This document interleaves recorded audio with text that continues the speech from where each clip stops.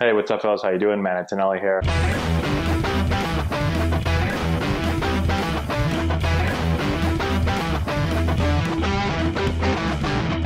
Hey, what's going on, everyone? How we doing? Man, Antonelli here.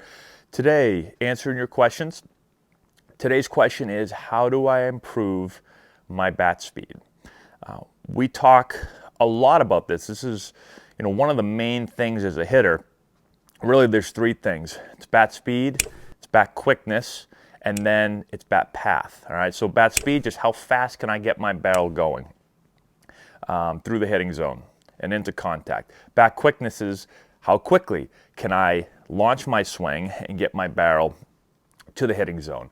And then bat path is being, I call it barrel behind the ball, being slightly up through the hitting zone. All right, from the inside. So from the inside out. Today we'll talk about bat speed. Again, we've made tons of videos on this, so go back and check out our other videos, but I want to just keep it very simple today. What's the main thing that creates bat speed? A lot of people will say, getting bigger, getting stronger, getting faster, more explosive. No doubt about it. If you get bigger, stronger, faster, you should swing the bat faster as long as your mechanics stay the same. Okay? And so I've had numerous times throughout my career as I continue to get older, like most players, where I got bigger, stronger, faster. I was bigger, stronger, faster in high school. Then middle school, I hit the ball further. I created more bat speed. Same thing in college. In college, I became bigger, stronger, faster. I hit the ball further. I had better bat speed. Same thing as I went into pro ball. But just getting bigger, stronger, faster alone, if you don't keep the same swing or get your swing better, you won't, right? So one year I was the biggest, strongest, fastest I ever was, but my swing kind of fell apart and my bat speed went way down, okay? So there's different variables. That's one of them, and so no doubt. If you've enjoyed this video and want to learn more about building the elite swing, check out our new course. We have over 2 hours of content, almost 30 hitting drills. We break down the exact mechanics that you're going to want to implement into your swing. I've put the link in the description if you want to go check it out. The big thing for me, again, is my swing mechanics, right? How do I use my body to create an advantage, a mechanical advantage that will allow me to move the bat faster, okay?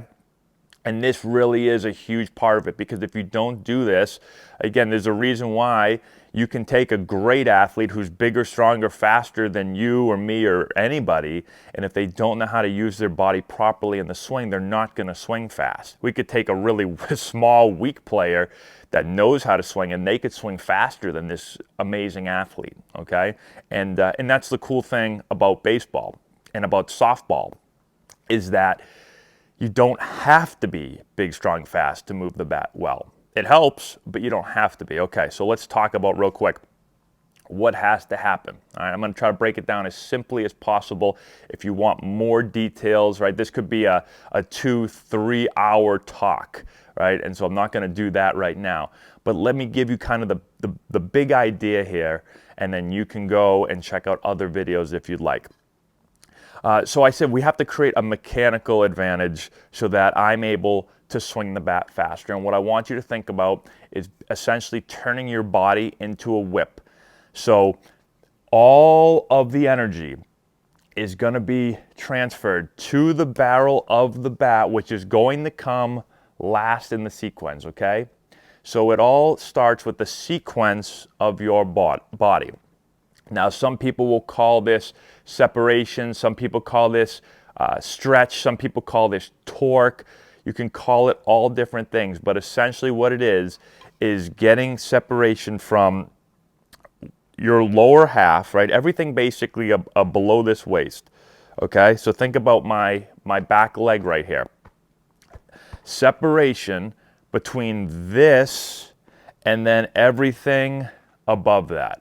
Okay, so what happens in the swing is when I start to turn and my lower body starts to turn, right? Here comes my leg turning this way. Everything above that cannot go in the same direction, and it cannot beat the turn of this leg.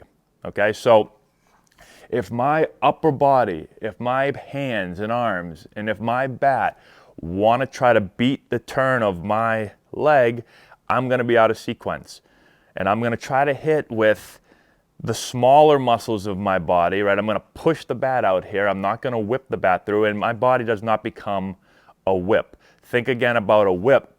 The energy goes from the bottom of the whip, my hand, all the way up the whip to the very top of the whip, right? And so the most speed is created by that very top of the whip to come through there. Same thing has to happen with your swing, right? So again, I start to turn, my lower body starts to turn. That energy has to work from this leg up, and the upper body has to work behind that leg, right? So think about it like an elastic band.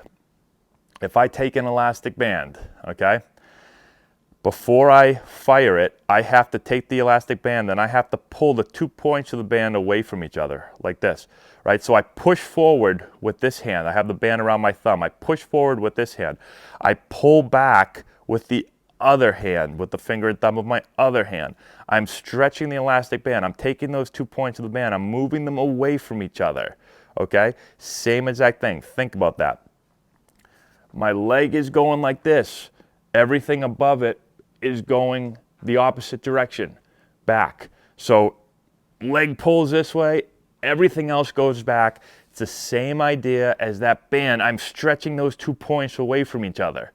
Right, so now I've created that stretch in the band.